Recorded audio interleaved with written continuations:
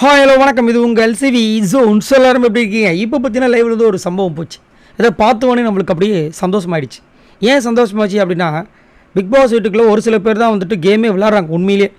மற்றவங்களாம் பார்த்தீங்கன்னா அப்படியே சீட்டை தேய்க்கிறது, மிச்சர் சாப்பிட்றது, இந்த வேலை தான். அதுலேயும் குறிப்பாக அதிகப்படியான மிச்சரை சாப்பிட்டு இன்னுமே ஃபிட்டாக இருக்கிற ஒரே ஆள் பார்த்தீங்கன்னா நம்மளுடைய சத்யா தான். அது எப்படி இவ்வளோ மிச்சர் சாப்பிட்டாலும் இவர் இப்படியே இருக்காருன்னு எனக்கு ஒன்றும் புரியல. அந்த ரகசியம் உங்களுக்கு தெரிஞ்சால் சொல்லுங்கள்.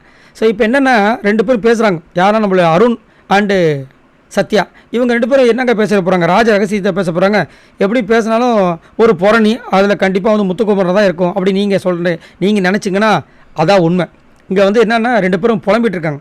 மச்சான், நம்மலாம் வந்து வர பால் அடிச்சிட்ருக்கோம். யார் சொல்கிறது? சத்யா. ஆனால் ஒருத்தன் கிடைக்கிற பாலெல்லாம் ஸ்கூப் ஷாட்டு 6, 4ன்னு விளாசிகிட்டு இருக்கான். அதனால் அவனுக்கு எவ்வளோ பெரிய நல்ல பேர் வரப்போது தெரியுமா அப்படின்றாங்க.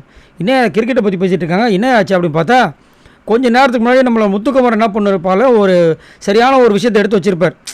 தொழிலாளர்கள் விசஸ் மேனேஜர். தொழிலாளருக்கு என்னென்ன விஷயங்கள்லாம் கிடைக்கணும்.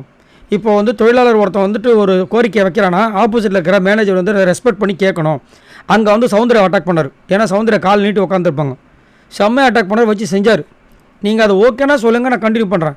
இல்லைன்னா ஏன்னா இது எல்லாமே வந்து நாங்கள் ரிப்ரசன்ட் பண்ணிகிட்ருக்கோன்ட்டார். அது முடிஞ்சுது. இன்னொரு இடத்துல வந்துட்டு பிக் பாஸ் வந்து ஒரு சில விஷயங்கள் அனௌன்ஸ் பண்ணதுக்கப்புறமா ஒரு பஞ்சாயத்து வந்துச்சு. என்னென்னா, எனக்கு ஒரு ஆசை இருக்குது. முத்துக்குமரன் சொன்னார், எனக்கு ஒரு ஆசை இருக்குது. என்னென்னா, எந்தாவது ஒரு டைமில் மேனேஜர் வந்துட்டு அங்கே ஒர்க் பண்ணுற தொழிலாளியை வந்து சார்னு கூப்பிடணும் அப்படின்னு ஒரு விஷயத்தை ஆரம்பித்தார். நாங்கள் மனசுக்குள்ளே வச்சுருக்கோம் அப்படின்னு அவங்க சொன்னாங்க. பார்த்தீங்களா, அவங்களால வந்துட்டு இதை அக்செப்ட் பண்ண முடியலன்னு பூச்சார்.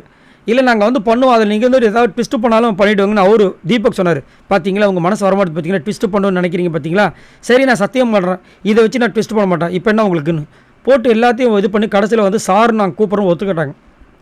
ஸோ இந்த மாதிரி வந்து பண்ண அருணும் சத்யாவும் எதுவுமே பேசாமல் வாய் அப்படியே ஆன்னு பார்த்தாங்க. 2 மட்டும் உள்ளே போயிட்டு வெளியே வந்துட்டுருக்கு. என்னம்மா என்னம்மா பண்ணிட்டு இருக்கேன்னு. இல்லை, சத்யா தான் எதுவும் பண்ணுறதில்ல, நானாவது ஒரு வாயில் போயிட்டு வெளியே வரேன் அப்படின்ற மாதிரி அந்த சொல்லிட்டு போகுது. ஸோ வந்துட்டு கலாய்ச்சிட்டு போகுதுன்னா அந்த ஒரு கண்டஸ்டண்ட்டோட பெருமை வந்துட்டு கண்டிப்பாக சத்யாவை தான் சேரும். இங்கே வந்துட்டு புலம்பிகிட்டு இருக்காங்க, பொறாமையில் பொங்கிட்டு இருக்காங்க. ஆனால் இவங்க ஏதாவது பண்ணுவாங்களை கேட்டிங்கன்னா அவங்க பண்ண போகிறது கிடையாது. இப்படியே கடைசி வரைக்கும் புரணி மட்டுமே பேச போகிறார்கள். சரி, நீங்கள் உங்களோட கமெண்ட்ஸை சொல்லுங்கள். இங்கே வந்து சத்யாவும் அருணும் இப்படி வந்து பொங்குறாங்களே, இதை பற்றி என்ன நினைக்கிறீங்க? நான் ஆல்ரெடி சொன்னது தான், நம்ம வந்துட்டு அடுத்தவங்க அதாவது போற்றுவார்கள் போற்றட்டும், தூற்றுவார்கள் தோற்றட்டும், நம்ம வந்துட்டு நம்மளுடைய வேலையில் போயிட்டே இருக்குன்னு சொல்லிட்டு பிக் பாஸ் ஆல்ரெடி சொன்ன மாதிரி தான். முத்துக்குமரன் அவர் பாடு அவரோட வழியில் போகிறார். மேனேஜராக இருக்க வரைக்கும் மேனேஜராக இருந்து எல்லாரையும் போட்டு வெளுத்தார், மேனேஜர் கொடுக்கப்பட்ட ரோலை வச்சு. இப்போ தொழிலாளி ஆனதுலேருந்து தொழிலாளி சார்பாக வந்துட்டு மேனேஜர் போட்டு வெளுக்கிறார். யார் நீன்ற மாதிரி இருக்குது. உங்களோட கருத்தை சொல்லுங்கள். பாய் நண்பர்களே.